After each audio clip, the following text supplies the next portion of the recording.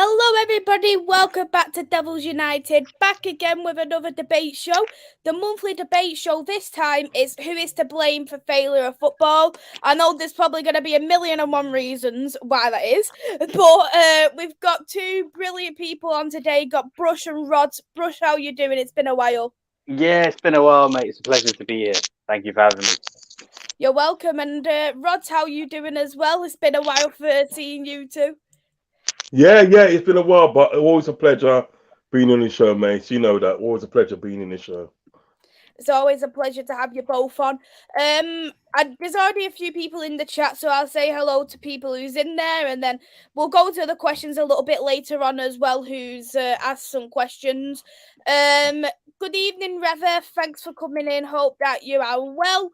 Good evening, Sophia. Thank you for coming in. Hope that you are well. Good evening, Luca. Hope you are well. Thank you for coming in. Hey there, Reese. Thank you for coming in. Hope you are well. Just as Reese said, hit a like, share, subscribe, and also as well subscribe to Anfield Rods. Go and check out Brush's socials as well. Andrew said something very funny. I hope you're well, Andrew. Luke Shaw, he is responsible for 98% of failure. Let's stop it. That's a bit strong. What's your thoughts on that, Brush? Listen, I think Luke's had a wonderful season. Hey there, Niall. Hope you are well. Thank you for coming into the chat. Andrew said Madrid City predictions. I'm going for 3-0 for City. I hope that doesn't happen, but what's your score prediction, Rodz? 3-1 Madrid. Ooh, I like there that. we go. That's more like it. I like that, Rodz. What's your score prediction, Brush? Hoping for an absolute annihilation of City. So yeah, let's go 3-0. Real Madrid masterclass. Don Carlos, Champions League heritage, and that. I'm gonna go for a 2-1 for Real Madrid. That's what my heart's telling me anyway. I should have really worn my Real Madrid shirt, but should have put my Valverde shirt on. Yeah, so for the topic for today, I've narrowed it down to three different subjects in this matter of ownership, ownership, management, and players. I know people will say fans. I know people will say numerous of different things what potentially would cause the failure of football. We'll go into one little bit by bit, and then we will get everyone's opinions there at the end as well. We'll go with you, Rods. Which one do you want to start with? Ownership, management, or players? Ownership. Yeah, I think that's going to definitely be a big one, especially knowing what's going on with Manchester United and what's going on with Liverpool and Tottenham as well with Daniel Levy. So it is definitely a big one. I want to get your thoughts first of all, Brush, on how you feel like the ownership play a factor there in the failure for football. Well, I think that is the most important thing that determines everything. Everything comes from the structure, and it's a top-down system. So if the ownership isn't right, then nothing else is going to work right. And we know that better than anyone, don't we, Maisy? Especially under Glazer ownership.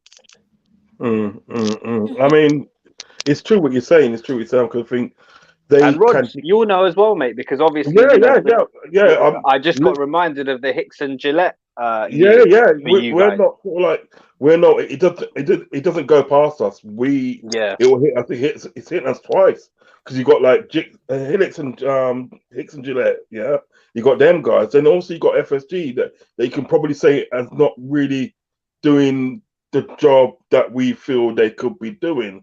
Do you know what I mean? So like, what it is like with the ownership, they can dictate dictate the club. You know what I mean? Dictate the future of the club.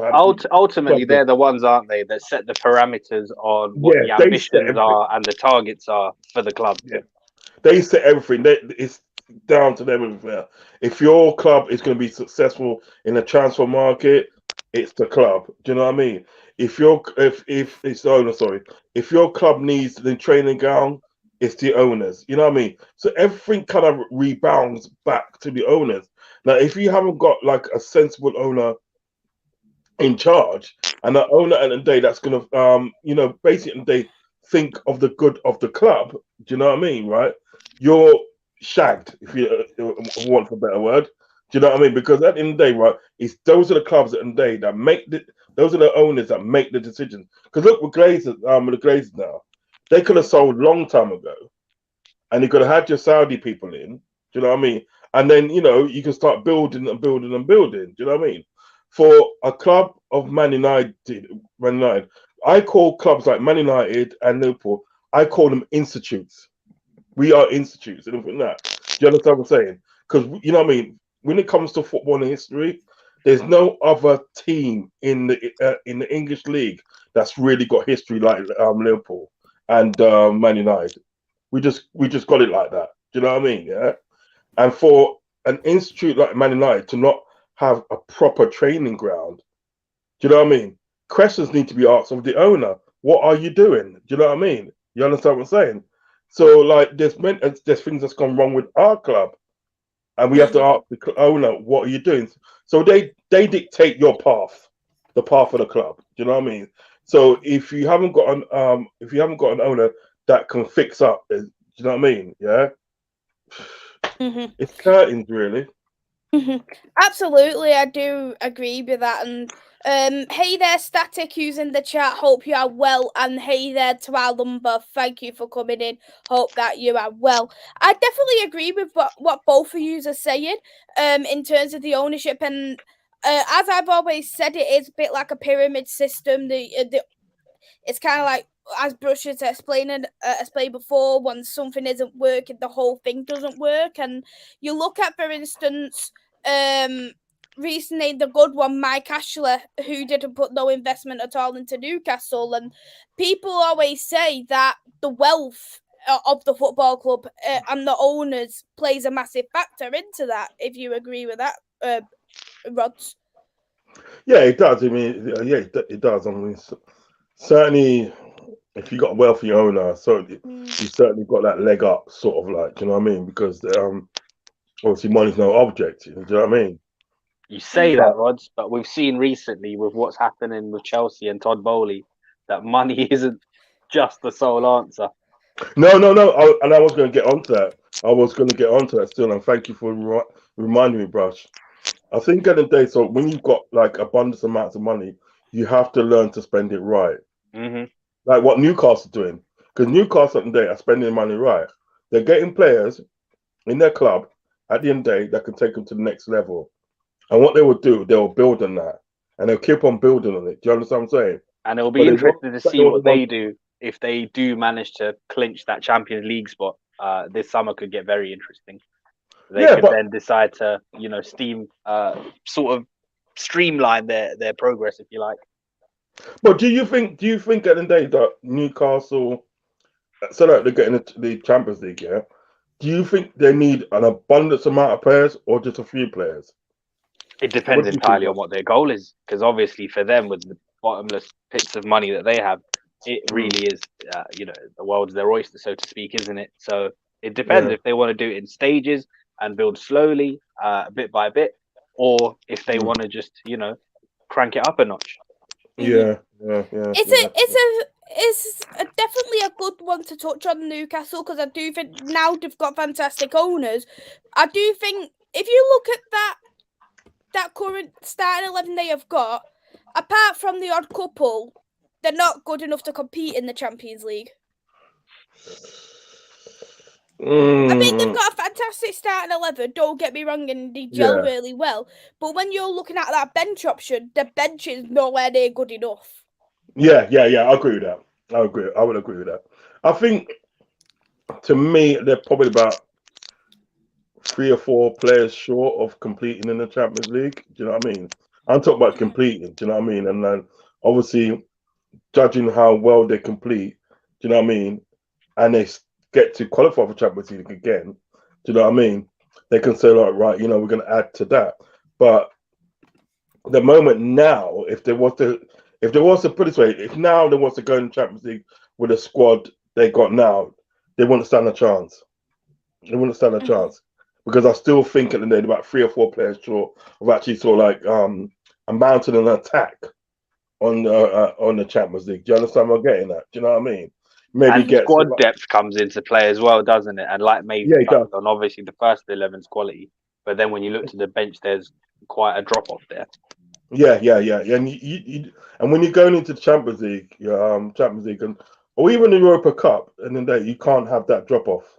Yeah, and we've seen it with both our clubs this season with rigorous schedules and what that can do when you're chopping and changing, and there's a big, massive drop off in quality. Yeah, I totally agree. You have to have that sort of like that squad. Yeah, put it this way, you have to have like I would say a team of 20. A team of like 20, sort of like 20 to sort of like mount that attack. You know what I mean? And like it doesn't have to be sort of like how can I say? It doesn't have to be like world class, but they have to be great. Yeah, they have to be good, but they have to be like amazing, but great. For that, somebody can call in and they off the bench and they to say like, right, you know what, today we're gonna slow down the game. Do you know what I mean? Like if you're 2 or 3-0 up or whatever, you want somebody at the day to sort of like come in and just finish the game and game management and stuff like that. Do you know what I mean? All them kind of good stuff. Absolutely, and Curlers, who's mentioned in the chat, I hope you're well, Curlers. Too many folk in the Premier League who are owners with no clue of how to run a football club. They assume if the club is making good cash off the pitch, that's all that matters. I'm actually looking at the moment at how much each Premier League owner is worth, and I've got this up here. Like, you look at, for instance, here, Brentford. They're worth 30 million, so they're probably one of the most. They're probably worth one of the least.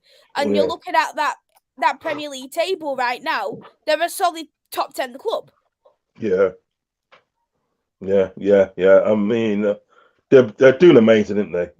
When you look at Brentford, they're doing amazing. I mean, they've got a good manager, good crop of players. Do you know what I mean? They're doing amazing. However, yes, say for one season, they managed to get into the Europa Cup.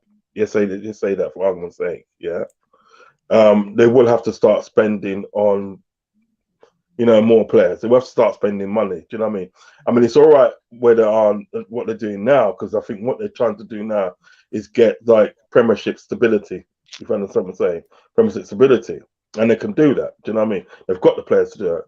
But what happens at the days when you get into the Europa Cup, when you probably get into Champions League, that's when you have to start spending money on your team and start getting in players into your squad and having like squad players and so forth. You know what I mean?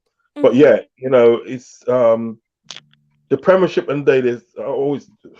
I mean, my thoughts on the Premiership and days is that there's too much money involved in the Premiership. I'm telling you, just too much. Yeah, I mean? Absolutely. Ashley, who's in the chat, has said that he blames poor ownership. For example, Daniel Lee did the Glazers. I wanted to get your thoughts as well, Brush. You'll probably laugh at this. 2 seasons ago, before Arsenal, when Arsenal was competing for the Europa League, as well as blaming Mikel Arteta, they was blaming the ownership. And now you don't hear any of that now. Yeah. I mean, they've had issues with their ownership for quite some time. The last years of Wenger were quite toxic. And I felt he was somebody who actually deflected a lot of the blame from the incompetence of the owners and the board. Even Van Persie, like the sell to us, like he actually wanted to go abroad so as not to upset the fan base. But they chose to sell him to us because the offer on the table from Juve didn't match ours. So, they decided to take more money, and those are the kind of decisions they were making, despite the fact it was to a rival. And this is why it's important to have competent people in competent positions working in the best interest of the club. Do you think they're working on the interest? Like, I don't know if you watched that Arsenal All or Nothing, But we've seen a little bit of, I can't remember, is he called Josh Cronkite? I can't remember what he's called now. Yeah. But he's like the son of one of the sons of the Cronkies. And it seemed like he actually like when you watch the All or Nothing, I suppose you can put a front on, but he seemed like he actually cared about the squad and where he wanted to put the money into the squad. Do you think that might have changed for Arsenal now? Listen, in terms of that, you're always going to have, I mean, even back in the day, they used to have the likes of Dean, who behind the scenes actually cared about the club. You'll always have the one or two, but this is the problem when you have shareholders and there's power struggles and whatnot. There'll be certain people with certain ideas. Ultimately, though, with the way football is going, it's all about the bottom dollar, unfortunately. So they look at like branding, the marketing, that sort of thing. And I feel that it takes away from what happens on the pitch sometimes. And looking at two more owners here is Southampton and Wolverhampton Wanderers, and West Ham United as well. Because if you're looking at Wolves and West Ham itself, they're actually worth more than Daniel Levy, worth more than the Glazers, and I think they're not actually that short off FFG, and they don't really put that investment there into the club, do they, Rods? No, not really. I mean, they bought a few players, sort of like in the transfer window, but they haven't sort of like spend abundance amounts of money. Do you know what I mean? I mean, even West Ham as well, they haven't spent abundance amount of money. Do you know what I mean? And maybe some clubs at the day that's got that sort of money like that. Maybe sometimes they don't need to do that. Do you know what I mean? Because as you said, if we go back to sort of like Chelsea at the day, right? Chelsea have like spent like 600 million, right, on on their squad. They just put anybody in trousers. Do you know what I mean? Just put anybody. You understand what I'm saying? But where's it got them? They're fighting to get to. They've literally had to fight to get to 40 points. Do you understand what I'm saying? Do you know what I mean? And where would you see Chelsea finishing this season? Do you know what I mean? They've got 30 players in their squad in the day, right? That they have to trim down. They have to literally trim it down. Do you understand what I'm saying? So sometimes at the day, you just got to spend your money wisely. Even though you've got abundance amounts of money, you've got to spend your money wisely. Do you know what I mean? And that's the only way to do it, because then what will happen? You'll end up with a batch of players at the end of the day that you don't want, that you you literally just don't want. But you bought them at the end of the day because, all right, check this down, right? Back in the day, and I think that, right, we with Salah, when people first knew about Mo Salah, he was playing at Basel, yeah, and there was in Champions League and he scored twice against Chelsea. Now there was rumors at the day that sort of like Liverpool at that time under Brendan Rodgers was looking at Mo Salah, wanting Salah for that, and at that time he was going for 11 million at that time. Jason Reeder heard about the fact that Liverpool wanted to buy Mo Salah, and this guy scored 2 goals against us, and he went and bought him. He went and bought Mo Salah for 11 million. Yeah, hardly used him. Do you know what I mean? And then it ended up at the end of the day, so like swapping him for one Colorado from Florentina. It's doing a swap deal and everything that, right? And they got him to the club. Yeah. Didn't even use him either. Do you know what I mean? So sometimes that day people got money, because like we knew that Chelsea and they got abundance amount of money, but sometimes people got money and they just go out and buy players just for the sake of it, Do you know what I mean? And that's what I don't agree with. You know what I mean? Sometimes at the day you just need to buy the players that you need for your present time and for that. So I suppose at the day, like West Ham, I've got like abundance amount of money, and Wolves have got abundance amount of money. It's no point in sort of like open up checkbook, giving somebody a blank checkbook and everything that, and buying players that you probably wouldn't even use. You know what I mean? Because most of those players that's coming to Chelsea and everything that most of them probably will go out on loan next season. Do you know what I mean? Or get sold. The likes of remember when they bought like the likes of Kai Havertz, Hakim Ziyech, what's that guy's name? is it not Pierce? Oh gosh, what's that guy? The American guy they got, the American winger, Christian Pulisic. Yeah, him. I forgot his name. Him. They spent 60 million alone on Christian Pulisic. They spent about 40 million on Hakim Ziyech from Ajax.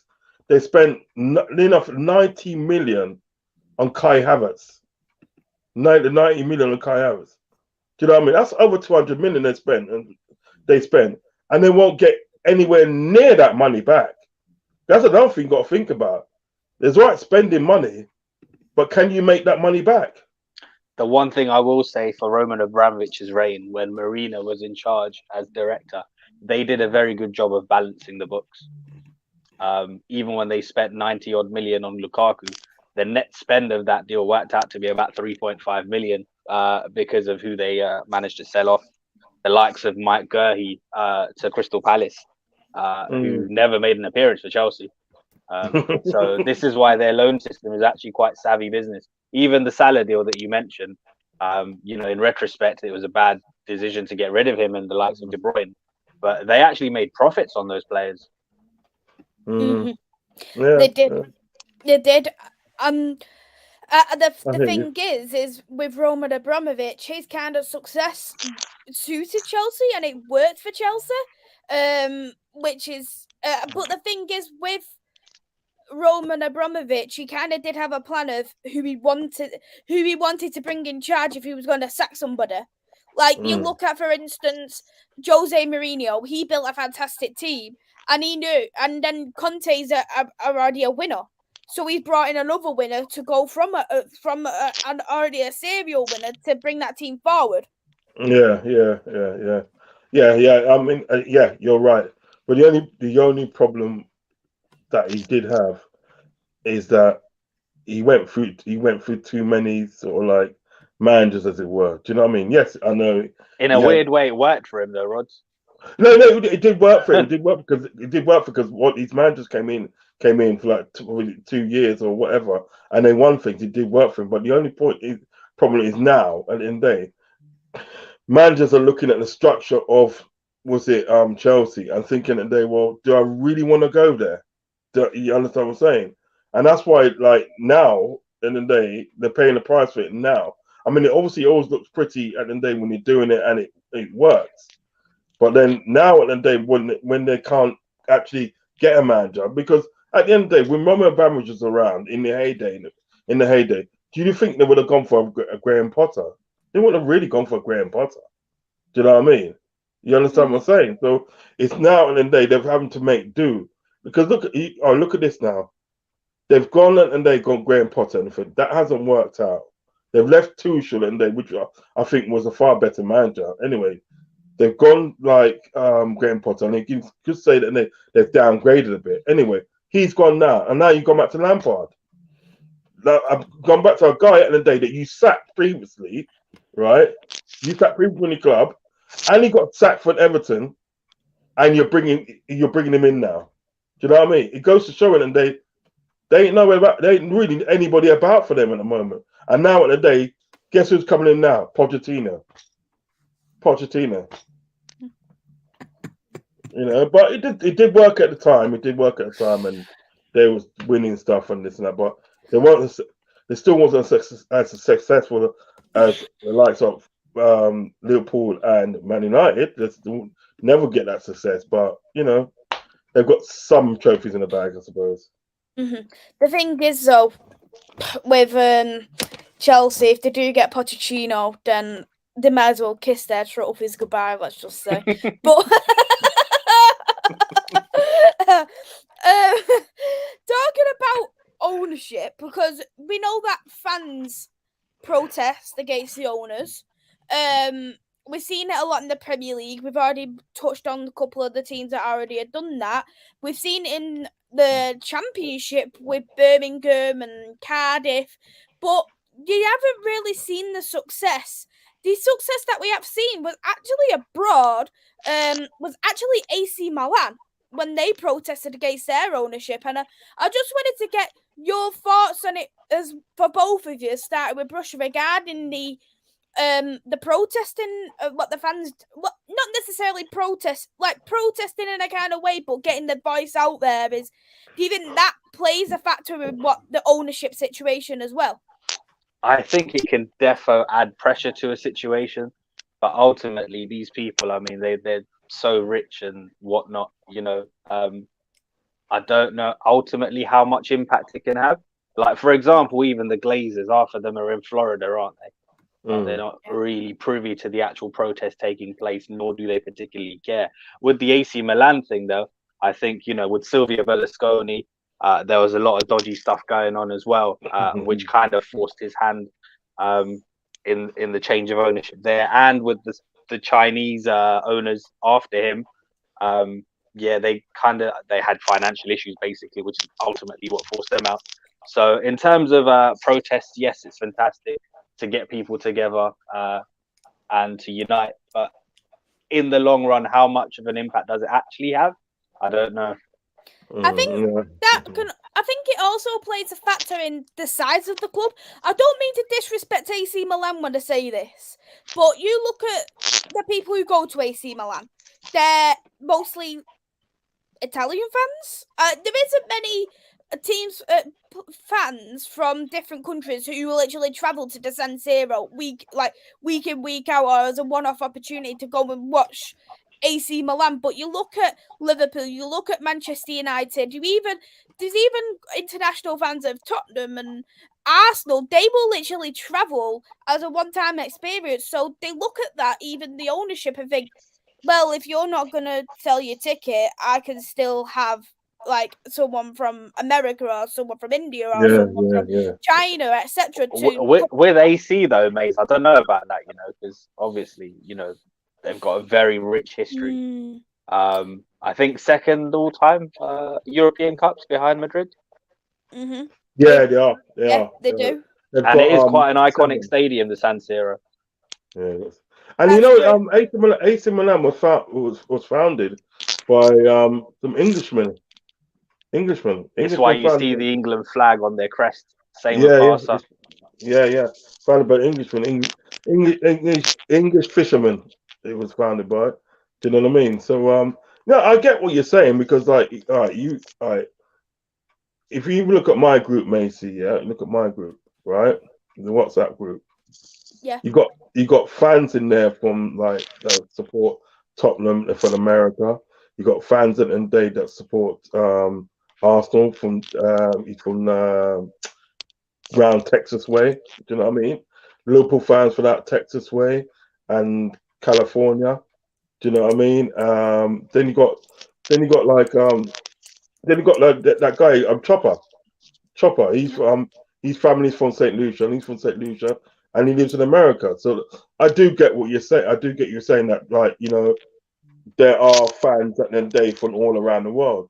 But make no mistake in that, I would say, obviously for all of us, but not just one. Make no mistake, for all of us, AC Milan is still big. You know what I mean? That's the thing about it. AC Milan they're still big. And I think, going back to what Brusher said, it's true. You know what I mean? It might not make a difference in the long run. Do you know what I mean? Of fans protesting and that. But you know what it is, and I always say, it's good to be heard. Do you know what I mean? It's good to be heard, and it's good to know what the real common fan thinks about. Because look, at the end of the day, if a club doesn't have fans, you ain't got a football club. You haven't got a football club, because the fans at the day that obviously are paying their wages, and basically they keeping the club successful as it is. Do you know what I mean? Whether you've got a big fan base at the day in England, China, Japan, Africa, Malaysia, wherever. Do you know what I mean? These fans at the day are sort of are investing into your club with the t-shirts, memorabilia. You know what I mean? And all that stuff like that. I mean, I actually went to Milan and got myself an AC Milan shirt. I will hold my hands up. I am guilty. No, but and the thing is about it, that is something I'm going to do next season. I want to start going to these iconic stadiums like your San Siro, that Camp Nou, Bernabeu. Was it going to Benfica's ground. Do you know what I mean? Just go to Sporting Lisbon, all around. Sporting's definitely my next destination for grounds. Yeah. That's for sure. Even sorry to cut across you.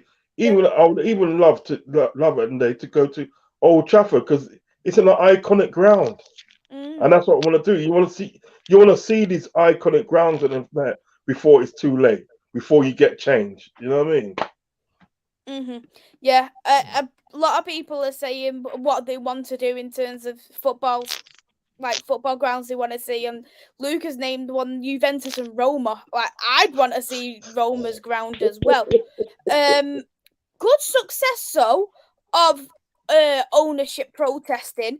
I don't know if you've seen it in the news in the last month. Is the Birmingham owners are finally saying that they want to sell their club.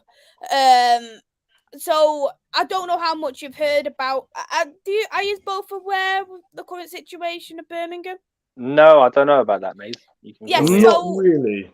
I'm friends with a few Birmingham fans, so the Birmingham owners are refusing to put any investment whatsoever into the club. They don't even want to buy a single player unless they're on a free. They're putting nothing in at all. All the tops of the stadium, the higher tier, is not in use because it's not habitable. Half of the ground is not habitable, and they refuse to put in a single bit of money in to support that. So I think I read like over 50% of fans lost out on their season ticket this season because of the ground being in such poor condition. Yeah, that's atrocious. So, what was their reason for not spending? Did they give one? I just don't think they cared. Wow. Yeah. See, so with regards to this, though, it's an interesting one because obviously, if we use the example of the big leagues and some of the biggest clubs in Europe, it's a different monster entirely when it comes to protesting because the fan bases are so global and so huge that they're going to make money regardless. So if they're in smaller markets, if they're smaller clubs, I think the protests could have a bigger impact. Yeah, that is ridiculous, and to me, at the end of the day, that's disgusting. That you will literally watch at the end of the day your club deteriorate like that and refuse to put money in. You need flogging. Sorry, you need flogging. No, that's the only way it is. You need flogging. You cannot do that. And in those respects and everything that, right, I will say the fans are right to come out and protest. Long as obviously at the end of the day there's no violence involved, because it can go far left, it can go left. You know what I mean? As with the thing with the Everton lot, do you know what I mean? What they did and stuff. I don't agree with that. Once you're committing physical harm to somebody, I'm not really feeling that. But yes, they're right to come out and protest. But you got some of these owners, and literally they just don't give a crap. They just don't care.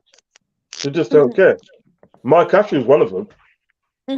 Yeah, Mike Ashley was another one. I've just got it here with Birmingham. The Blues operated at a reduced capacity for the whole of the season, with the ground requiring expensive works, while the main stadium and the Jill Merrick are fully open.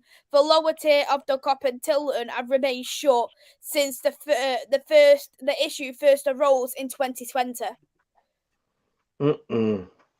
Wow, so since COVID, they've just not bothered. Yeah. Do you want me to tell you something that, like, you wouldn't even believe who was the highest wager at Birmingham as well? Who? You'd think it was Troy Deener, realistically. Yeah. Their highest wager is Chong. Chong, and how much is Chongi on? I'm gonna have a look.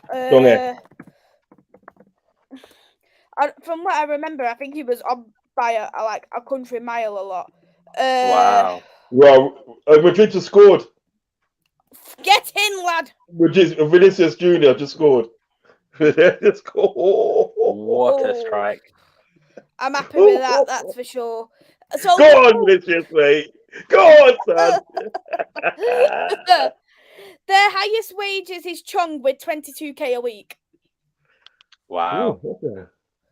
And then let's have a look how much. And then the lowest wages are 510 quid a week. Raw, stop that. £510, you know. Yeah, listen, honestly, we live in such a bubble inside the Premier League. Once you drop down, you realise how tough it is, really. Yeah. Yeah, well, get in Real Madrid. Well done, Vinny Jr., my boy. I hope Valverde scored. Tualumba said Camavinga is a baller. I've just got like Valverde on my mind, unfortunately. Camavinga, you know, Valverde and Valverde, he is some player though. He's so versatile as well, Rodz. Yeah, he's just seriously, he's some player, man. But you know, I put it this way: you don't often get a crap Uruguayan player. You don't often do you? There's Uruguayans and they just got something in them, man. They're just ballers, man. Do you know what I mean? You know. Andrew's comment to Luca made me laugh when Luca said City battling the Champions League, and Andrew said, Luca, I wouldn't even mention battling if I was you. Let's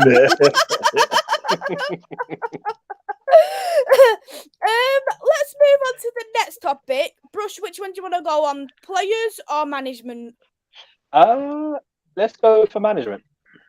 Do you want to hit it away with the management? Yeah, I'll start off with the management. Again, like with everything for me, it starts with the owners. So it's only fair that we kind of go in order of hierarchy. So ownership, manager, then players.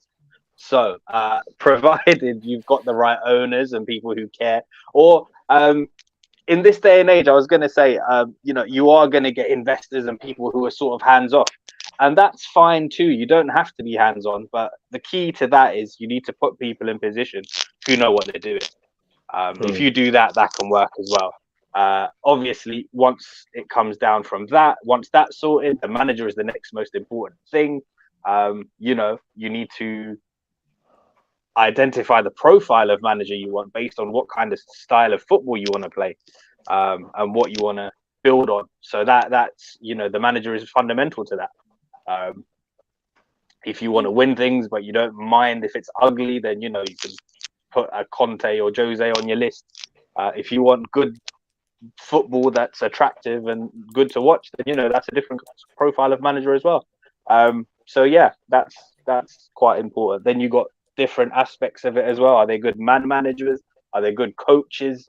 You know, can they work with what they have? Like, you know, do they motivate players? Do they beat them down with a stick? Like, you know, what's their style?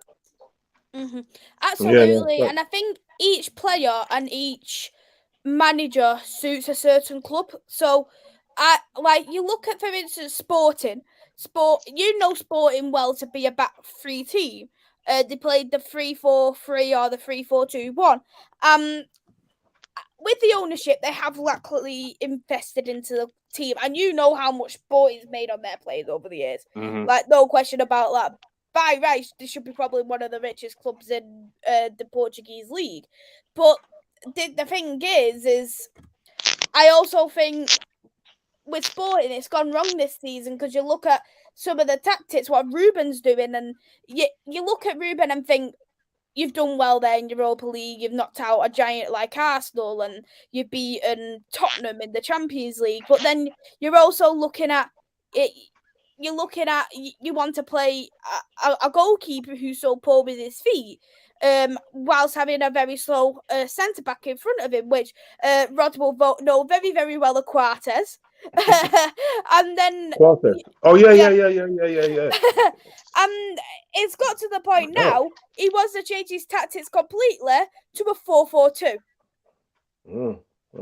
Bloody Quartes, you're going back a bit, ain't you? Jeez. Quartes is you know what, Quartes at the end of the day, I think he didn't do bad for Liverpool. He just that Kenny Darley shouldn't play him often. Do you know what I mean? I do remember that bicycle kick he done against, I think it was Fulham or one of them teams there. Do you know what I mean? Something like that. Anyway, but yeah, like I agree with you both. I mean, you know, when you're an owner, you have to identify the right manager for the right profile of football you want the team to play, and what project you got in mind for the team. Do you know what I mean? And then, because like, you know, you check it now, an owner can have sort of like all the money, yeah, in the world.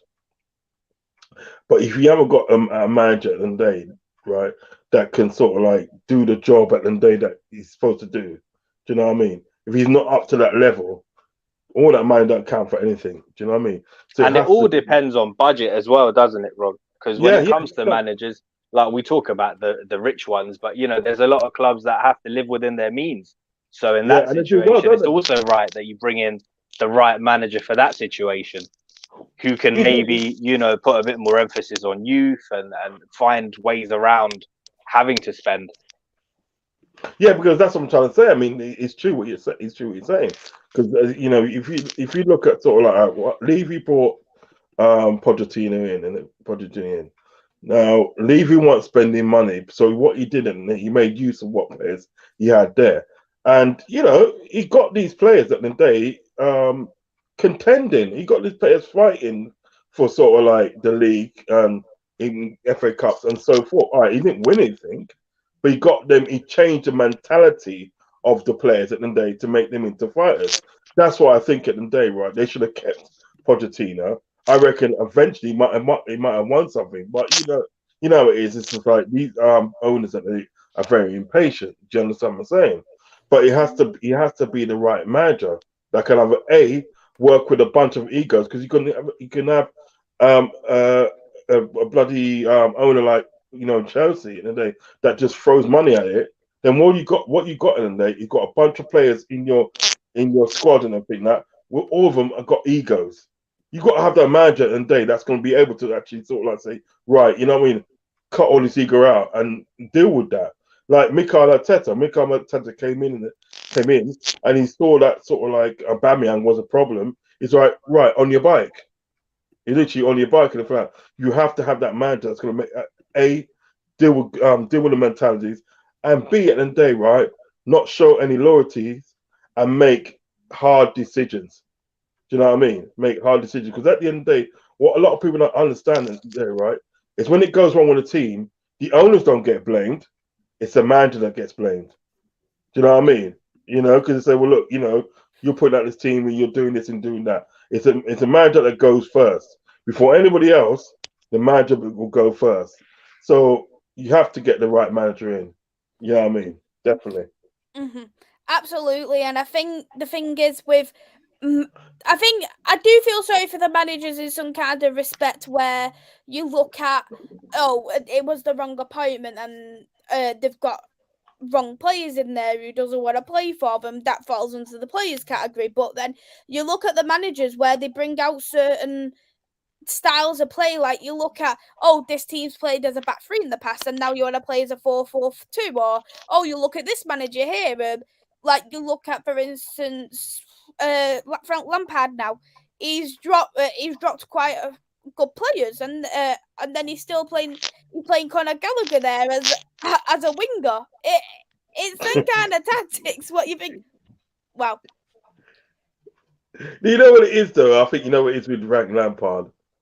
One good thing about Frank Lampard, he's good with his youth players. He's good with that. Do you know what I mean? You give him a bunch of youth players and everything, and he can do bits with them. He can do bits. I tell you what, I need Frank to write a book and title it "How to Fail Successfully." How this man keeps upscaling in failure, I have no idea. He took Everton from 16th to 19th and then got his old job back at Chelsea. Make it make sense. Like, yeah. That caught by surprise today. Memes where you go, this guy has got these person's nudes. That's literally Frank.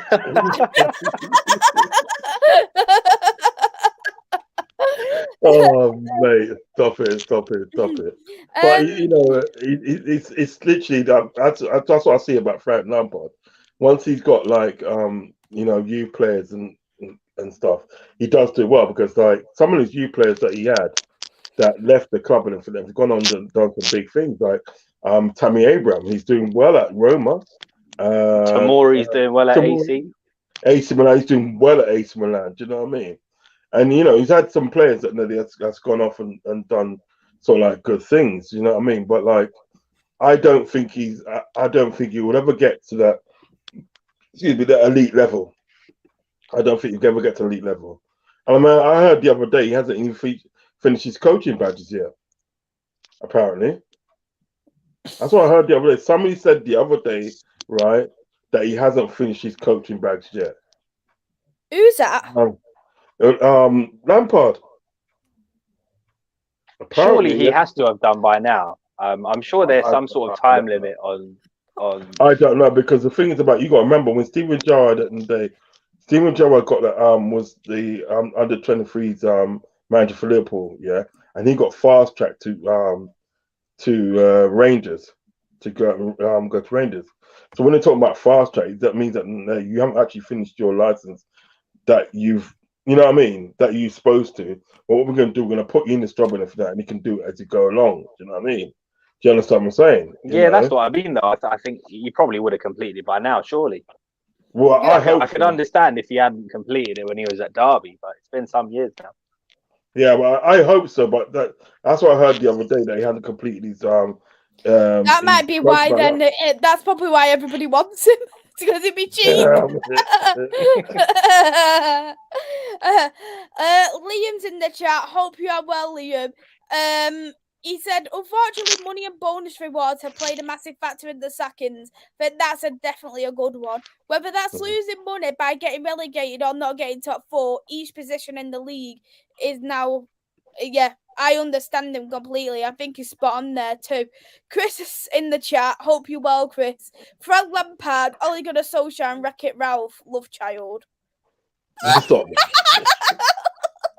Oh my. I wanted to touch on something that Andrew said, because I think Andrew was spot on this. Most owners know F all about football and just wants to get in the way of the manager. However, you have to pick the right manager. No owners are accountable for bad appointments, and I think that's spot on, and that's the same as if you appoint a wrong player. You look at, you've had recently for Manchester United with Donna, which Brush will be able to touch on, and with Liverpool, I know people have said stuff about Carvalho and Darwin Núñez as well. Yeah, Darwin Núñez, to me, at the end of the day, I think he just needs that. Right, you got players at the day, right?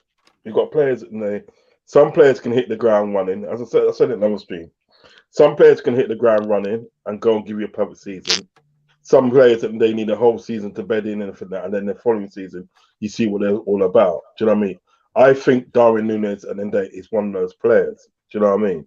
One of those players at the day that, you know, next season that day you're going to see the best of him. However, if you don't see the best of him next season and day, that's when you're probably looking to sort of say, look, you know, part ways. You know what I mean? Towards the end of that season. You know what I mean? Carvalho. I think that. Sorry, Rod. I was going to say, I think the trouble is with you guys.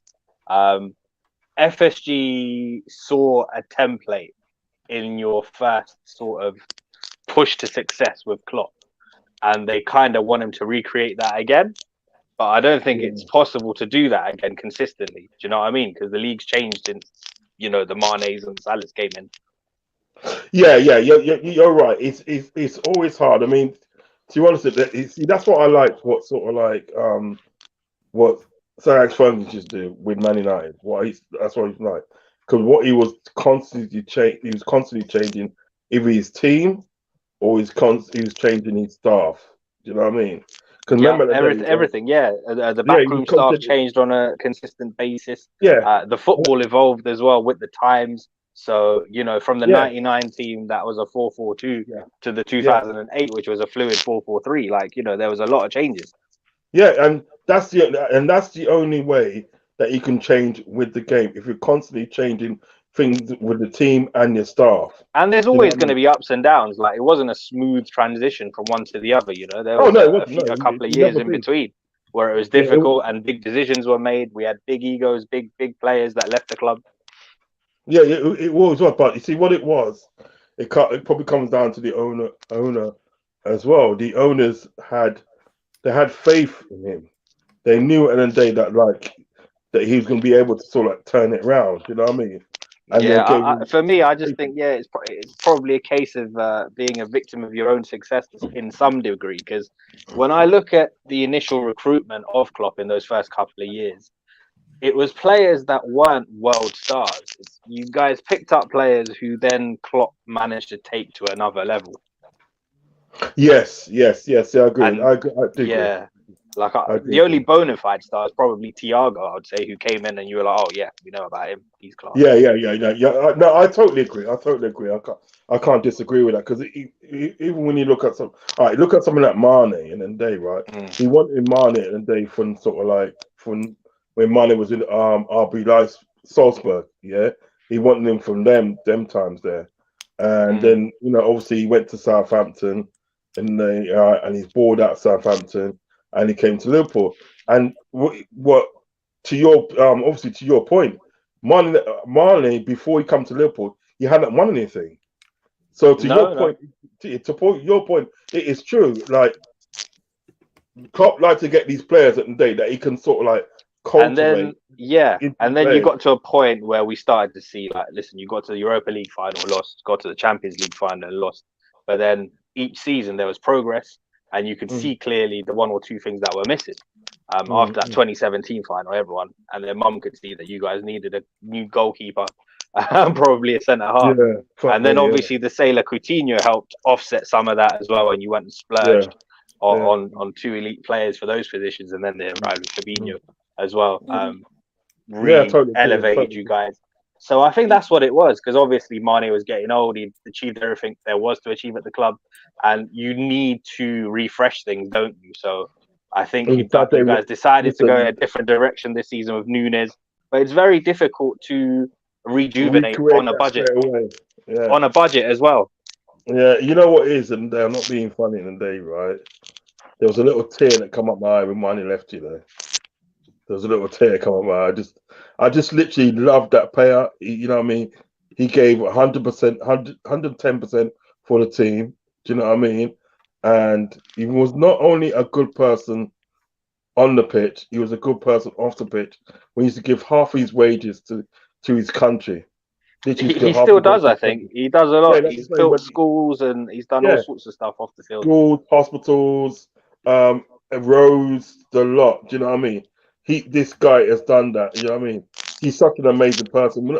When he left, trust me, it was a sad day for me. It was really a sad day for me. You get those players at the day that play in your club. Do you know what I mean? Yeah. And when they go, it could be one player or it could be two players.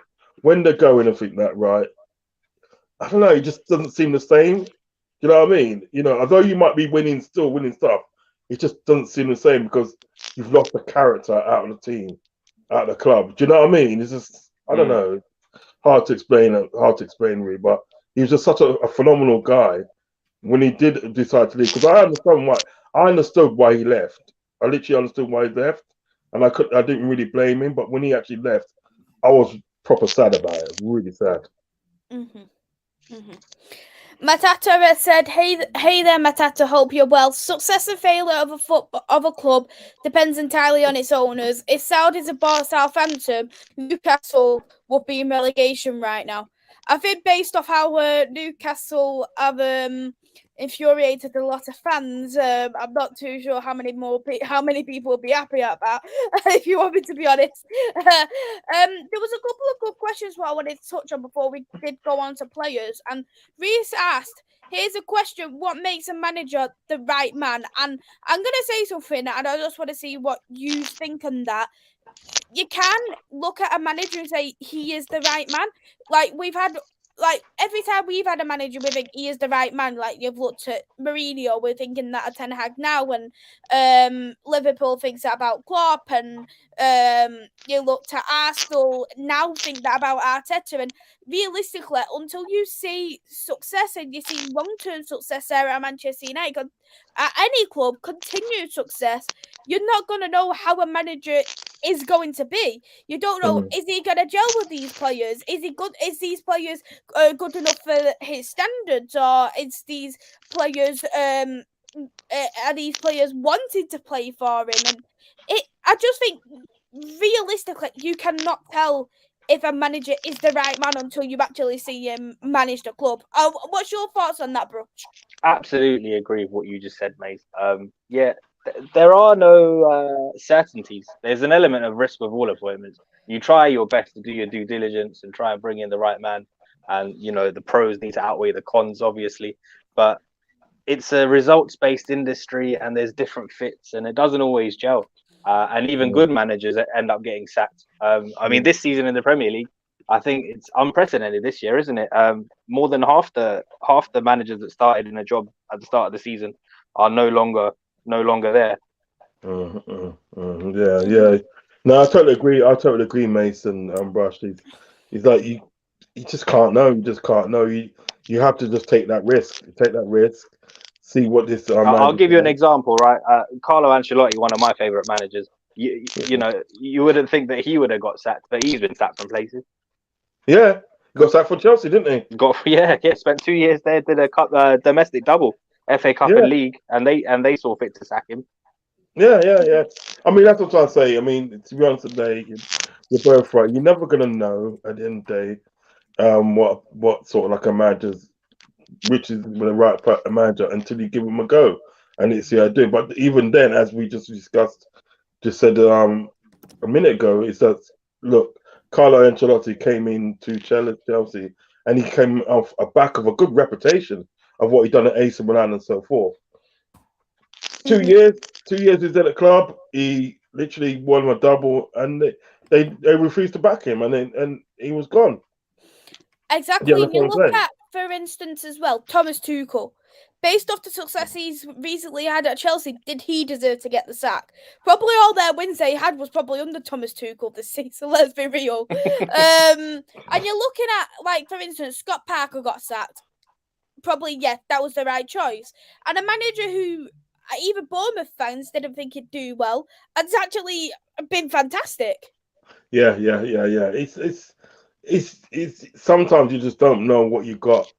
Some managers might be underneath your nose and that, and you just don't know there. You're not gonna know until you actually sort of give them a go and say, yeah, you know what, give them a run out.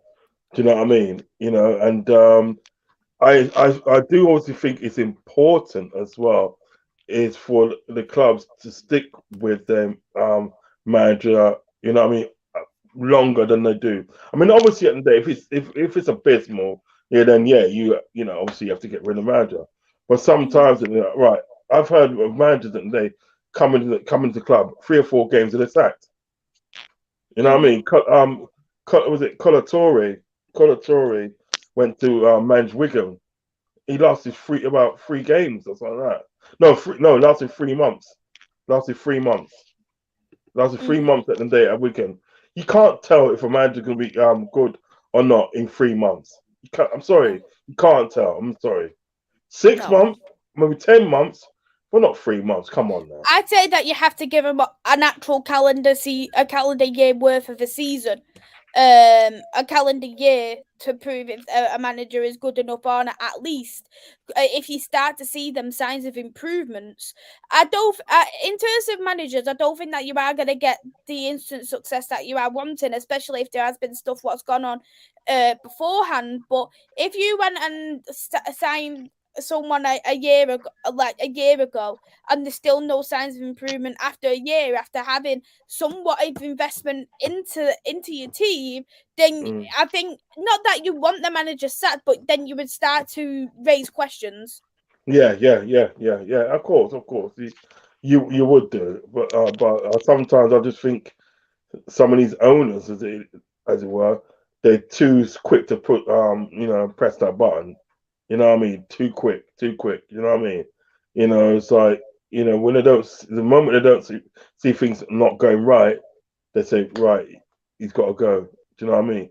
And then they're going to bring in another manager that literally probably ain't as good as the other one they got rid of. Do you know what I mean? So I just think at the day, sometimes owners at the day, I've got to support a bit more. Do you know what I mean?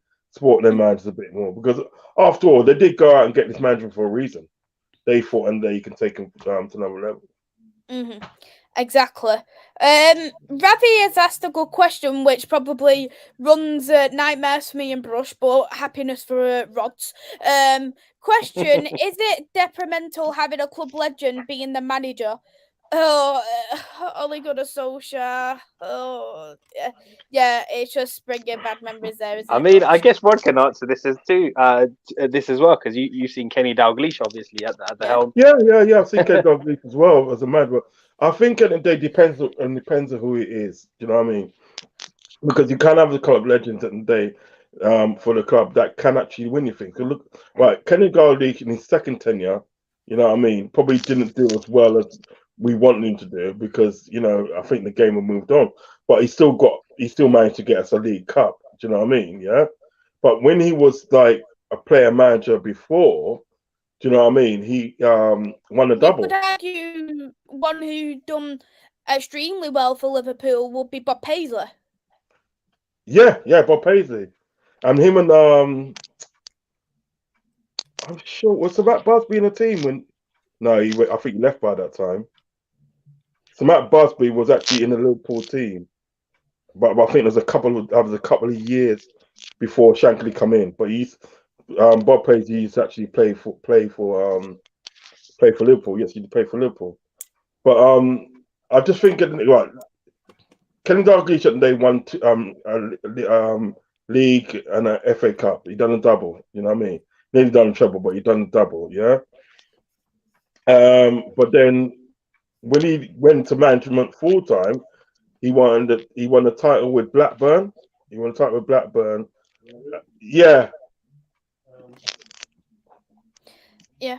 I'll let you talk, Brush, while Rods is on. Yeah, I was just going to say, for me, it's about having the right credentials as manager. Yeah. So if that box is ticked, then being a legend is an added bonus, I guess, for us as fans, because there is an emotional attachment we have to certain people, especially ones that played for our club. But that should never be the main thing when it comes to breaking down how they are as a manager. That shouldn't be. Yeah. And I do believe that if, for instance, you do bring a legend in and they do have if they aren't good enough to be a manager, it's not fair to take the player's a legend status off them. Yeah, no, you have to learn to separate the player from the manager. Two different things. Definitely. Sorry about that. Just have to do something. No, but like I just think it depends who it is. You have got some player legends at the Play Free Cup that can more or less come in and sort of like do a good job. You know what I mean? And you have got some at the net. Like for me with Ollie, like obviously clearly he wasn't qualified for that position, but I don't put that on him. That's more an indictment of our ownership and them not having a clue. But you know what? When Ollie got the job and he came in and that, he did steady the ship somewhat with. He did a great job as interim. Yeah, he did. When there was no pressure. Yeah, so I think what the Mush should have done, and then is like, it should. All right, if they had a plan, because this is what happens in the day, they would have a plan on what to do. They would say like, we're going to put you in interim manager. And in the meantime, we're going to look for a more qualified manager that wants to take us to next level and from that. If you've got that plan, stick to that plan, because that's what the same thing was with Liverpool. Kenny Dalglish at the day came in as an interim manager just to basically steady the ship. That's all he come in for, to steady the ship, right? But he did reasonably well. We got some results and that, and they decided at the end of the day to give him a contract. Bad mistake. You should have stuck with a plan that you had in the first place, and then go out, identify that manager that you want, that you feel at the end of the day that can take us to the next level or whatever it may be, yeah, and then get that manager in. Do you know what I mean? And I think Man United made the same mistake as well. Is like they had a plan for Ollie, yeah, that you was going to be interim manager and then until you find the next one. But Ollie came in and steadied the ship. He did what he's supposed to, come and steady the ship, and then they decided, and then they got lazy and decided, and they were we're going to give Ollie the job. You know what I mean? And it went, and then after a while, it went wrong. Do you understand what I'm saying? I think when you've got a plan of what to do when you get an interim manager, stick to that plan. Don't go against it. It's like, for instance, that when when you got something in your head, not how you're going to do something. If you say, no, you know what, I'm not going to go to this place because I know there's people down there and they don't like me and stuff and for that. So it's gonna kick off and for that. I'm not gonna go. You know what I mean? But then you go against the grain of your head and say, nah, sorry, I'm gonna go, and it kicks off. You shouldn't have gone in the first place. Should listen to your head and don't listen to the noise around you. Listen to your head and don't do it. I think that's what Man United should have done. It's just like say, look, right, you got a job to do, right, and this is your job and everything like that, right. And he does the job, and it's right. You know what? We're going to kick on and find another manager. That's what he should have done. Mm-hmm. Yeah, I agree with that completely. And now we'll touch on to the ending bit, which is the players, because I think people have a mixture on that in terms of the players. Like, are they good enough for the club? Did they play to the manager's standards, or is there kind of disagreements with the managers, or simply does the players underperform to get their manager sacked? So there's a lot going into there with the players, isn't there, Rodz? Yeah. I mean, I think to me, sort of like players at the day got too much power. They got way too much. They can literally dictate which manager they want and which manager they don't want. If a manager comes in, yeah. If a manager comes in and they don't like him, well, you know what? You're not going to last long. I mean, Chelsea used to do that. Chelsea done that. Chelsea when Mourinho fell out with one of his staff. Do you know what I mean? It's happened a couple of times with them over the years, Rodz. Yeah. I remember from when Villas-Boas was there, when Scolari was there. Yeah. It's happened. So I do think at the day. I mean, I know Brush and Maisy would agree with me. These players at the day have got too much power. They got too much like. For me, they do, but for me, it's only an issue if you allow them to have that power, though. So again, this comes from the structure. Yes. No, you're perfectly right. I mean, all right, if I was a manager and I've gone somewhere and I see certain players at the day going on doing this and doing that and I don't like it, but I'll pull them up. I said, look, who do you think you are?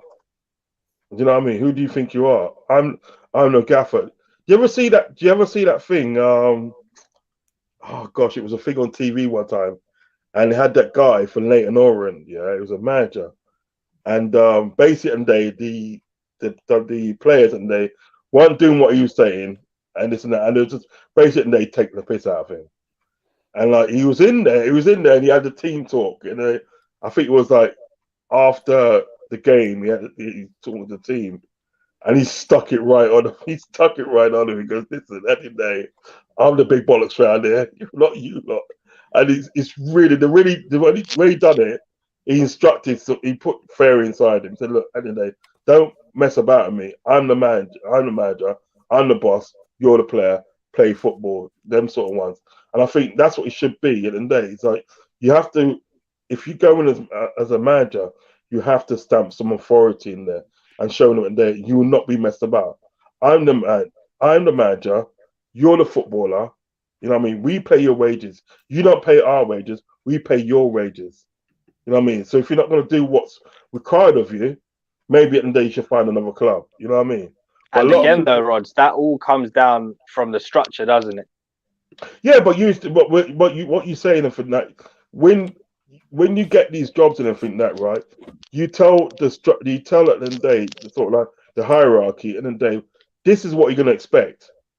This is what you're gonna expect. So if you want to hire me, yeah, this is what you're gonna get. Do you know what I mean?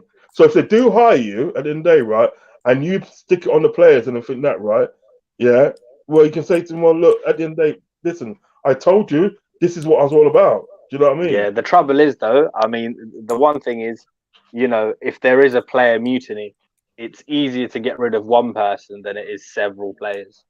Yeah, that's another thing. I mean, I still put down to the fact that these players that they've got too much power.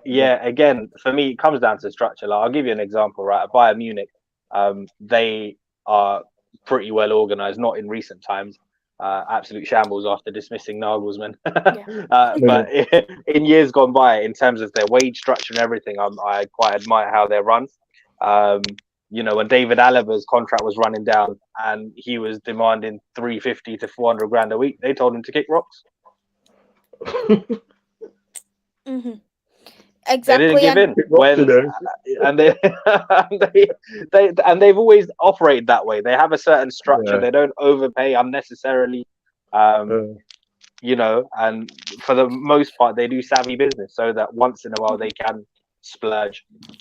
Yeah, I hear you. And you look at though as well, like some owners look at a player and think, I'd rather keep that player over the manager because this player is going to bring me this much profit as well.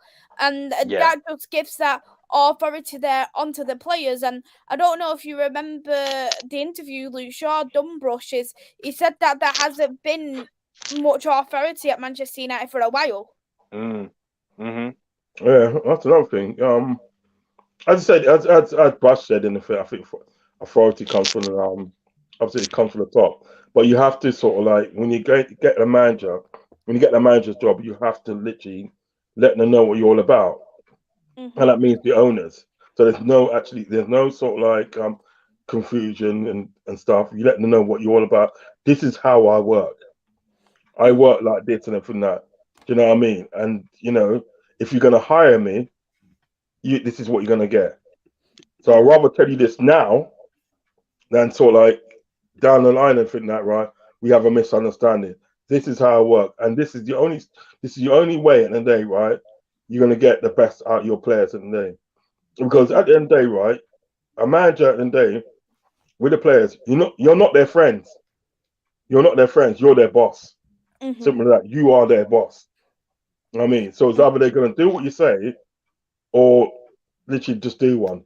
Simple. Do you remember as well, Brush, when Man United was looking for a new manager after Ole, and then they were saying like Manchester United players are in split decisions that some would rather have Ten Hag and some would rather have Pochettino. I didn't pay attention to any of that, and I thought it was an absolute nonsense that they would even leave it up to the players to decide. Like what? No.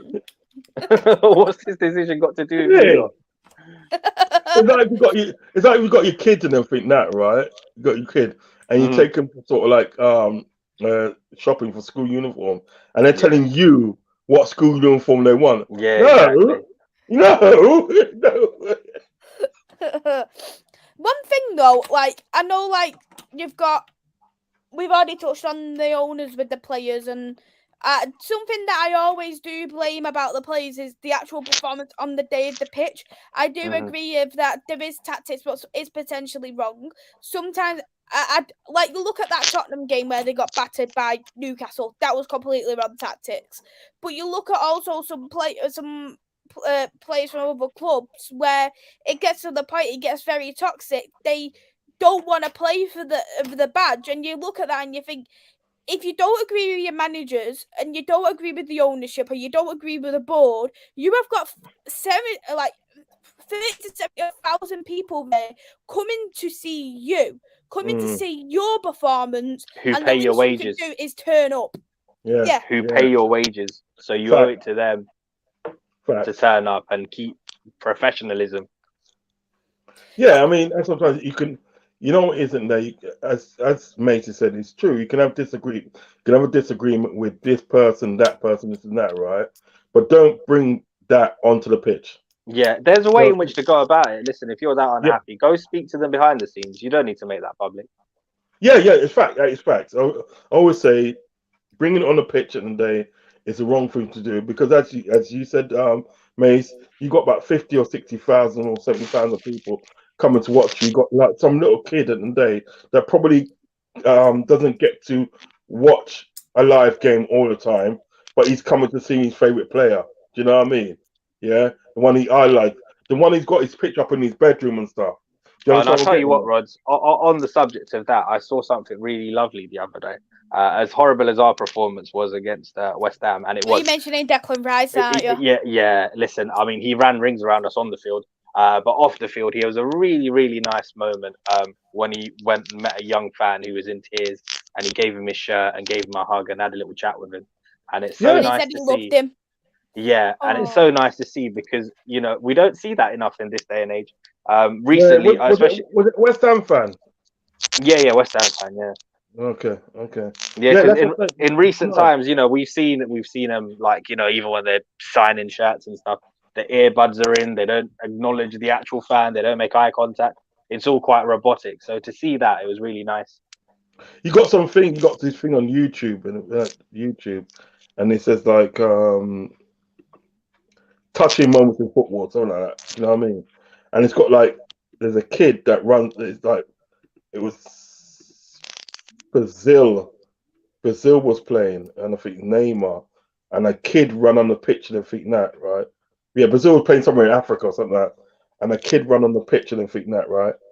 And like, what happened in the days, like the security like grabbed him up and I think that, and Neymar must have said, no, leave him, and he got him in the thing that, right?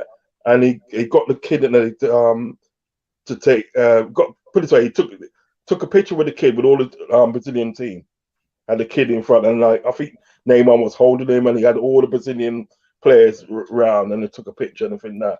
Now that kid at the day is going to remember that for the rest of his life, and I think that. Do you know what I mean? Touching moments like that, and I just think to me myself, I don't think there's enough of that in football. These kind of touching moments and everything. It's all about the paycheck. It's all about how much you pay me.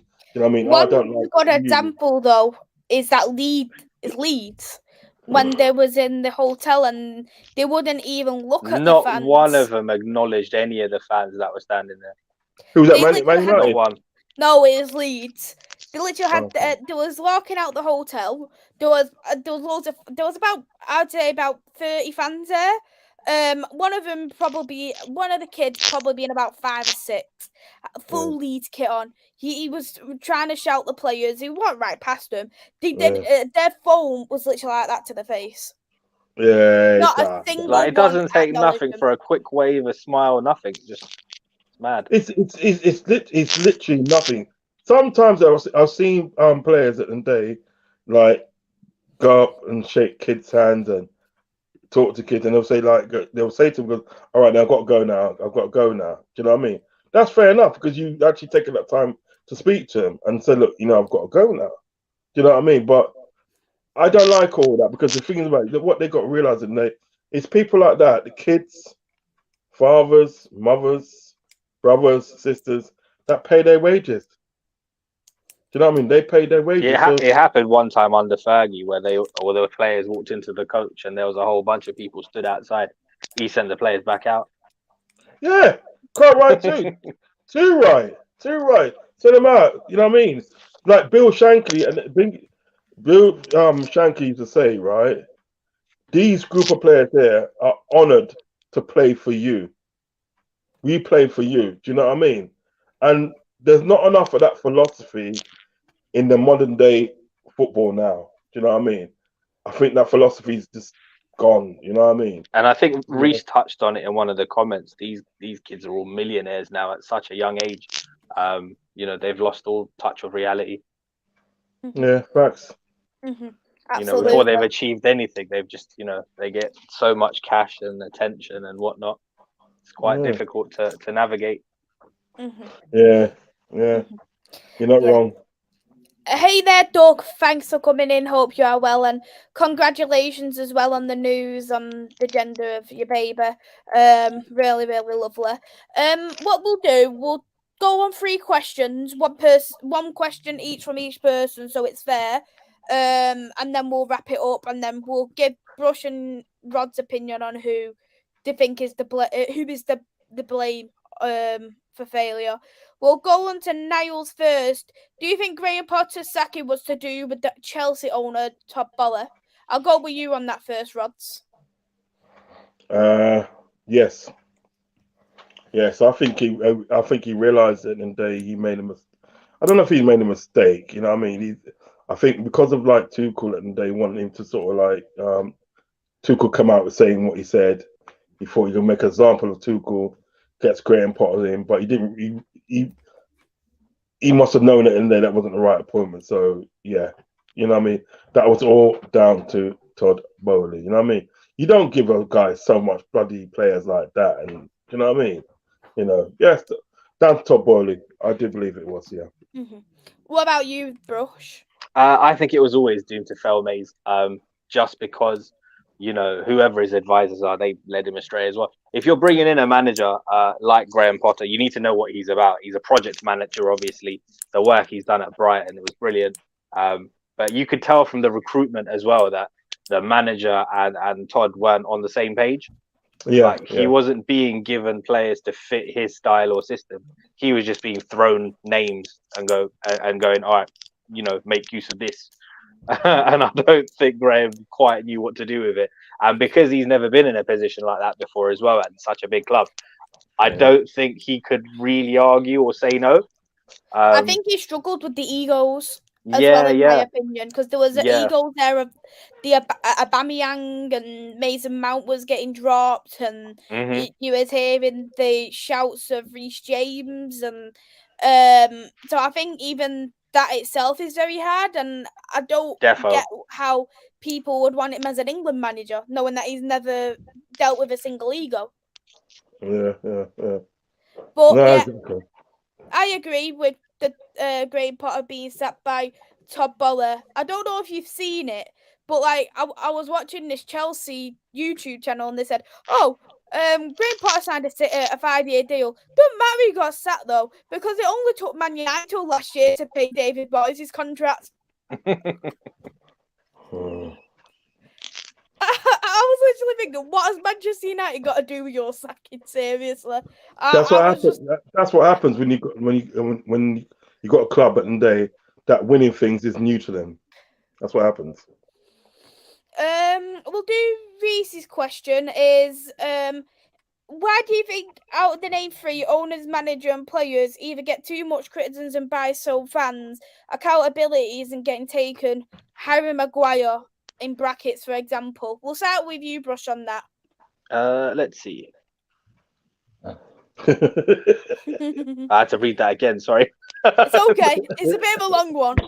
Brush is my boy, you know. I rate Brush. I rate him. Stop it. For me, I mean, it's a top-down system, isn't it? I mean, at various points, all 3 can be held account. I mean, as for Harry Maguire, I mean, listen, it's the perfect storm there. Whoever identified him as the guy needs to take criticism, because, you know, whenever you break a world record for a player, that is quite significant. It also sets a precedent. Now, I've never known another transfer quite like this one, because if I'm looking to break a world transfer record for a player, first of all, they need to be top 10 in that position in the world. If not, they need to have the ability to be. Poor Harry, bless him, didn't fit neither of those criteria for me. So it was quite baffling to begin with. You know, no European experience at the age of 26. You know, he'd been relegated more times than he won anything. So it was quite baffling. So in that regard, yes, ownership, anyone, scouts, or the lack thereof, whoever identified him as the guy has to take the blame. And then the player obviously hasn't helped himself either with some of his comments and how he's conducted himself. But it's a very difficult situation for him as well, because, you know, he didn't ask for the fee, but he's been chucked into this position. And you can say the same with Anthony though as well. Like, some people say, "Oh, it's not Anthony's fault; it's so expensive." I think the difference with Anthony though, Maze, is that he's still young and there's potential, and he played for the manager. And he played for the manager before, so you know that's. Yeah, I understand that. But yeah. What I mean by it is that it isn't the player's fault as to the price tag. It's not Harry Maguire's fault that Leicester pulled our pants down and slapped our bum. But but I think when it comes to price tags, a player shouldn't be mentioned as, "Oh, this player cost 80 million. Why did we pay him for this crap performance?" Yeah. Yeah, it's one of those. It's an easy target, isn't it? But again, I mean, it goes down to the structure for me, because somebody needs to, have the common sense to walk away from negotiations when these silly figures get brought up. Absolutely. Yeah, it's 1-1 now, Brush. Yeah, I've just seen it. Yeah. Kevin De Bruyne. What's your thoughts on that question as well, Rod? I totally agree. I totally agree what's been said. Really, totally agree what's been said. I mean, there needed to be some accountability for buying a person like Maguire. He's just not good enough for Man United. Simple as, he's just not good enough for Man United. Do you know what I mean? And the difference on the day between someone like Anthony can get better. You know, his first season, he can get better. There's a player there. Do you know what I mean? But Maguire, at the end of the day, he's had so much chances, and you're buying him from a team at the end of the day, right, that got relegated. Put it this way, he was on loan at the end of the day from Wigan or something like that. So Wigan got relegated, and when Wigan got relegated, Hull got relegated. He got relegated with two teams. Do you know what I mean? So he was never that crescendo of player that sort of like should have been in Man United. So there has to be questions asked about that, because you spent 80 million on a player like that, and to me, it's atrocious. Really, he's not. He wasn't that player. Do you know what I mean? I mean, you as I said, we've discussed it before, Mace. The great defenders that you lot have had, and one of our best defenders at the day of all times, is Yap Stam. That's my best defender of all time, Yap Stam. Do you understand? I've told you this before. Do you know what I mean? So when you've got people like Yap Stam in your team, listen, the level goes up; it doesn't go down. And also, you know what I mean? back then, Rodz, it's a different situation entirely when you're breaking the world record for Yap Stam, because he's coming into a winning team. You've already got the main ingredients there, so that's more similar to like you guys bringing in a Van Dijk. When you're already working towards something. Yeah, it's true. And the thing is about it, like the situation at the end of the day, that what Man United was doing at that present time was rebuilding. Do you know what I mean? Mm-hmm. You can't rebuild with someone like Harry Maguire. So there has to be a hell of a lot of accountability. I mean, even Phil Jones. At the end of the day, he was good at one time. Do you know what I mean? A very long time ago, but yes, there was potential there. When he played as a defensive midfielder, listen, I tell you what, that's when I first saw him play, Rodz, as an 18-year-old, I saw him at Blackburn, right, when he kept Didier Drogba in his pocket, and I was convinced. I was like, wow, this is the next England captain. What happened? Injuries happened. Let's be honest, though. At least we made Sir Alice's wish by putting Varane and Phil Jones as a centre back partnership game. We'll finish off with this question from Rather. Thoughts on owners sacking a manager when they have won trophies in the season? I'll go with you on that first, Brush, because we actually done that with Louis van Gaal. We sacked him a few days after the FA Cup. And it was disgusting. I mean, I think news broke on the day. It was quite soon after. It was during the celebrations of the FA Cup win that news started filtering through about Jose. I thought we treated him very badly in that instance. It's a bit mad, isn't it? I guess it's all individual. It depends on an isolated incident. So, Ravi, if you've got any particular scenarios in mind, drop that in the chat and I can comment on that, because overall it sounds a bit random, but I don't know, because in my head I'm thinking, I mean, Di Matteo won the Champions League, but I'd probably sack him if a better manager came along. You have to work according to the situation, I guess. True. What about you, Rodz, on that? What was the question again, love? Sorry. Thoughts on owners sacking a manager when they have won a trophy in the season? Yeah, well, they did. I don't agree with that. I mean, I don't know. I mean, look at what did Tottenham at the end of the day did to Jose Mourinho, and Jose Mourinho was like he's a serial winner. I may not like him, but he's a serial winner. And when he came to United, he won something with United. I think bar Tottenham, he's won everywhere he's gone. Yes, and so was Conte. Yeah, they won everywhere they got Tottenham, and they win nothing. No, but what I'm saying that day is just like, you know, he was coming up towards the sort of like the League Cup, and he would have won the League Cup. And Reece just commented on that. I think Spurs got scared that their record would come to an end, so they had to ensure they had to keep up the trophyless run by getting rid of Jose. I mean, I don't agree with sacking man like that. I don't agree with that. But you know, I think Mourinho's was more different though, because it happened after the Super League, and I think because Mourinho didn't agree with it and Tottenham being in it, I think that's why he got sacked. Yeah. I mean, to be honest, that Super League and everything that I would like to do a show on that still, but I didn't agree with that. I thought that was a lot of nonsense. It was nonsense. Imagine that day having a Super League, having a league at the day where you don't get relegated and there's no promotion or nothing. By the way, that is what Daniel Levy wants to do to the Women's Super League. No, man. He's come out recently and saying that he wants to do it because he knows Tottenham might get relegated.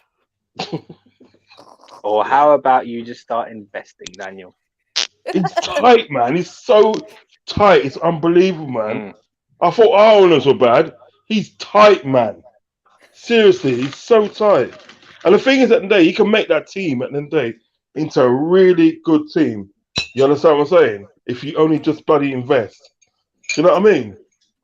And the thing is, this is the right time to invest in the WSL because it's not grown to that level yet where now, like when you put a little bit, even if you just put a little bit of money aside, it can get you so much more in the WSL. Yeah. Exactly. And for that, I'm also Levy out. So I am agreeing with the Tottenham fans for once. I'm Levy out now. Yeah, with that, we will wrap it up. Brush, who do you think is that the failure then for football? Who is that fault for the failure of football? For the failure of football? Yeah. Just in general? It's a weird one, isn't it? When you put it like that, you can say 1, 2, or even all of them if you want. Yeah. Do you know what? I was going to go completely left and say us as consumers, because ultimately it's the money in football that's ruining football, and there's no way to put an end to that, is there? It's the TV rights and all the rest of it. But owners for me. But obviously, there's a case to be made for all of them. And different scenarios mean different people are set to blame, but ultimately it's a top-down thing from me. So owners. Yeah, I would agree the same. I'd say owners, and after that, I'd actually probably say players. I always think I think management do have a factor, but I always put them third because the players still should be performing if they're like a manager or not. Yeah. And they can down tools, as we've seen in various instances. Not professional, but it does happen. So, I agree with that. I want to say as well, thank you, Brush, for coming on. I know it's been a little bit longer than what we probably planned, but I really appreciate it. No worries. Your socials? You can find me on Twitter at Brushy87. Outside of that, I just you'll find me in the community, just usually in the comments or in the occasional stream. And that's about it, really. Yeah, Brush is back with me on Thursday for the Wolves preview. Are we going to be so positive? I'm not too sure. Rodz is back. Rodz, what do you think's your failure for football? Sorry about that. I just come off. I think it's the owners, man. The owners got to play. The owners got to play a big part in it. They have to play a big part in it. The owners. Do you know what I mean? So I will have to go down to the owners and probably players next. Players, because I think the players have got too much power and they can literally dictate who they want as a manager and who they don't want as a manager. You know what I mean? So owners and the players. those are the two culprits, really, for me. We both agree with that as well, and thank you as well, Rodz, for coming on. A little bit longer than probably what you expected as well. No, I've enjoyed every minute of it. I always enjoy myself when I come on your show, Mace. You know what I mean? Just like obviously at a certain time I come down and make some tea for my parents and all that. But yeah, I always enjoy your show. You know what I mean? Thanks, Rodz. Do you want to shout out your socials? Yes. Well, you can find me on Anfield Uncle Roz on YouTube. Yeah, you can find me on there. I'm also on Instagram, Anfield Uncle Roz, and I'm also on Twitter as well. Do you know what I mean? But please show some support for this lovely lady here. Show some support for her. She works very hard in the women's football, bringing that to sort of like to light. Knows a lot about Portuguese football and also sports her beloved team as well. So please go show some support, like and subscribe to the channel as well. Do you know what I mean?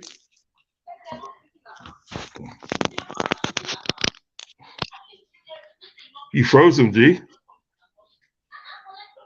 Right, what about now? Is everybody still there? Right, just stop it.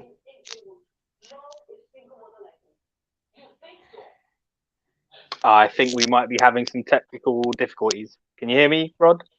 I can hear you, yeah. Oh, okay. Yeah, I think we've just had some technical difficulties.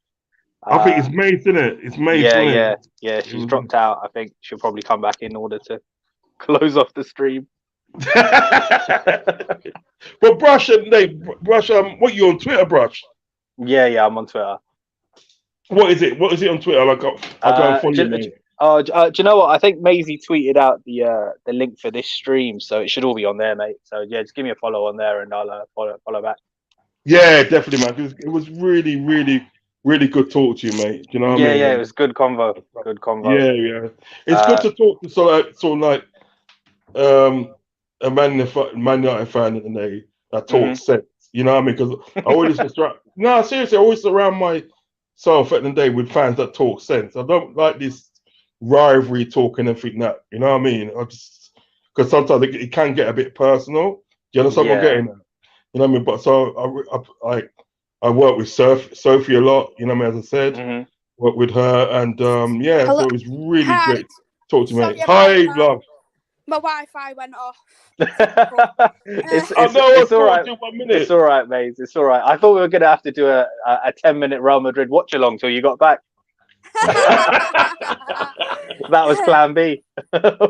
Well, thank you both for coming on. I really appreciate it. Go and check Rodz's channel. Go and check out Brush's socials. As I say, Brush is back with me on Friday, sorry, for Friday preview. Yes. Yeah. And then I'm back live again tomorrow for Manchester United women preview versus Chelsea in the FA Cup final. So go and check that out. Smash that like, subscribe button, and we'll see you tomorrow. Take care. Take care all. Take care. Bye-bye. Take care.